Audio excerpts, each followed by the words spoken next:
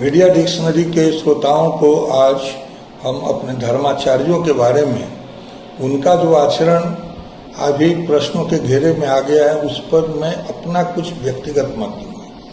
सबसे पहले तो हमारे जो धर्माचार्य हैं वे सभी पूज्य हैं और उनकी बातों का हम अनुसरण करते हैं या मान करिए वे सभी अच्छे ही हैं और उनमें दोष देखने का काम हमारा नहीं। किंतु यहाँ बात यह उठती है एक धर्माचार्य जब दूसरे धर्माचार्य पर टीका टिप्पणी करते हैं उसमें समस्या ये उठ जाती है कि भारत एक बहुत बड़ा देश है जिसमें हिंदू धर्म के भीतर भी बहुत अलग अलग ढंग की मान्यता है। देखिएगा तो वैष्णव सेक्ट जो है पश्चिमी भारत में बहुत प्रोमिनेंट है, तो पूर्वी भारत में शाक्त शैव है और दक्षिणी भारत में शैव मत है। अब तीनों मतों में खाने पीने में व्यवहार में पूजा पाठ की पद्धति में थोड़ा बहुत अंतर है और तीनों में बहुत सारा चीज सामान्य भी है।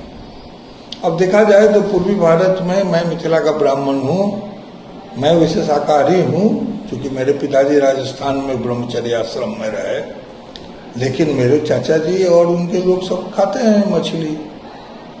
भगवती को छागर भी चढ़ता है, अधिकांश जगह चढ़ता है। आपको लगेगा छागर क्यों चढ़ता है? भाई वो शाक्त संप्रदाय के लोग हैं। मैं साइंस का स्टूडेंट हूँ। एक मुट्ठी चना यदि आप खाते हैं ना अंकुरा वाला, तो उसमें कितना प्राण रहता है। वो तो एक बकरा को खाता है, वो आधा गांव खाता है, 10 आदमी खाता है। तो आप चूंकि सामने बकरे को कटते देखते हैं इसीलिए ना।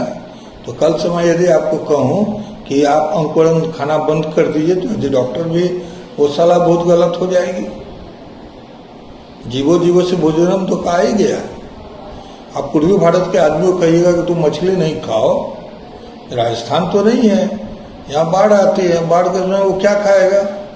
गरीब आदमी खास करके क्या खाएगा?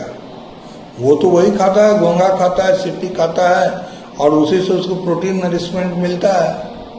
एक मुट्ठी चावल और थोड़ा वो खा लिया, कोई मछली खा ली, और छोटी मछलियाँ तो स्वास्थ्य की दृष्टि से अच्छी है। बकरे का मांस को हम अच्छा नहीं कहते हैं, लेकिन आप एक बात जानिए, वो बकरे का मांस खाते हैं छागर को, लेकिन उस मांस में वो प्याज और लहसुन नहीं खाते। अब प्याज और लहसुन खाइए नहीं खाए, गीता के 17वें अध्याय में सात्विक तामसिक राशि भोजन का की चर्चा है। उसमें भगवान कृष्ण जो स्वयं वैष्णव हैं वो कहाँ कहते हैं कि शाकाहार मांसाहार मत खाओ? ऐसा नहीं आता है। भोजन का विवरण पढ़ लिए। जो आयु और जो कि सुख आरोग्य विवर्धन करने वाला है वो सात्विक है रसदार, और जो बहुत नमक वाला और बहुत मीठा ये जो है कटु है वो राजसी है। और यातयामागत रसा 3 घंटा के बाद जो है उच्छिष्ट है, झूठा है, इस्लाम उसको नहीं मानता। हमारे यहाँ वो ये है तामसी भोजन है। तो इस विषय में नहीं पढ़ना चाहिए। जिसकी जो मान्यता है उसके अनुसार वो चले। आप अपनी बात रखिए। आपने दुर्गा जी का वैष्णवी रूप जम्मू कश्मीर में रख दिया, कोई दिक्कत नहीं है। शैव की अलग मान्यता है, कोई शिवलिंग पर चढ़े प्रसाद को खाता है, कोई नहीं खाता। एक दूसरा प्रश्न जो मैं इसके साथ में रखना चाहता हूँ, अभी कोई हमारे आसाराम बापू बहुत बड़े संत हैं, रामायण के वो एक जगह जाकर बोलते हैं, और उसी तरह से मुरारी बापू हैं, वो भी बहुत बड़े संत हैं। अब ये लोग गुजरात के हैं, हम लोग उनके बारे में नहीं जानते हैं कि वो कौन से वर्ण के। अभी इनमें से एक जो अपने मुरारी बापू हैं, उनका सूतक पत्नी का देहावसान हो गया और कथा वाचन कर रहे हैं। तो ये तो नहीं है ना। रजस्वला नारी को मना करते हैं मंदिर में जाने के लिए। दक्षिण भारत के कई मंदिर में कई बार विवाद उठ गया है इस बात पर। आप अपने वर्ण के अनुसार जो आपके अशौच का समय वो करिए। ब्राह्मणों में 10 दिन, क्षत्रियों में 12 दिन, वैश्य में 15 दिन और शूद्र में 30 दिन तक अशौच रहता है। इसके बाद बाल कटाकर फिर जैसे 10 में एकादशा होगी, उधर 12 दिन, उधर 13 दिन होगा। हर वर्ण के लिए अलग विधान है। अब ये मत कहिए ब्राह्मणों के लिए 10 ही दिन क्यों है। उसको तो सब दिन ठीक रहना है, सब दिन उसको स्नान करना। वो आचमन भी करेगा तो उसको कंठ तक ले जाने का अधिकार है। शूद्र को मुंह में ही गुनगुना करना काफी है।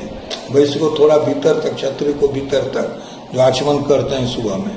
तो इसीलिए हमारे जो बापूजी हैं कथावाचक हैं, उनका जो भी वर्ण हो उस वर्ण के अनुसार उनको उतने दिन तक भगवान की पूजा माने विग्रह की पूजा करनी मना है, और उनको भगवान का चिंतन तो करना है, लेकिन एकांत में चिंतन करना है, गरुड़ पुराण आदि का पाठ सुनना है।